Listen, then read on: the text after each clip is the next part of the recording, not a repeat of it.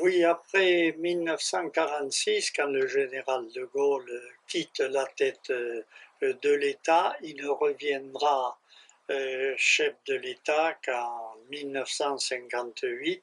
Et pendant toute cette période que Malraux euh, nommera sa traversée du désert, il parcourut la France, mais tous les bâtiments publics lui étaient interdits. Et alors il se rendait seulement chez des sympathisants parce qu'il avait fondé un mouvement qui s'appelait le RPF, Rassemblement du peuple français. Le 23 février 1950, dans la matinée, il a prononcé à Rocamadour un discours pour des sympathisants sur l'esplanade d'un hôtel qui était propriété d'un ancien compagnon de la Libération. La veille, avec Madame de Gaulle, il avait dormi chez la famille Michelet à Marcillac. Michelet, donc ancien grand combattant et surtout descendant du célèbre historien Michelet.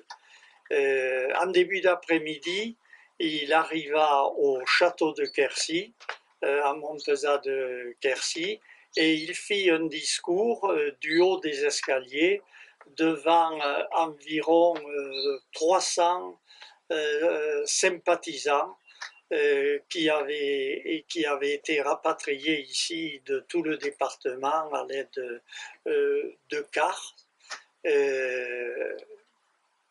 Voilà, après ce discours, le général de Gaulle est parti dans le Gers, au château de Rieutort, le château de Rieutort qui a été la demeure des ducs de Roquelaure et dont les propriétaires s'appelaient Monsieur et Madame de Montal, et ils avaient eu deux fils tués pendant la guerre.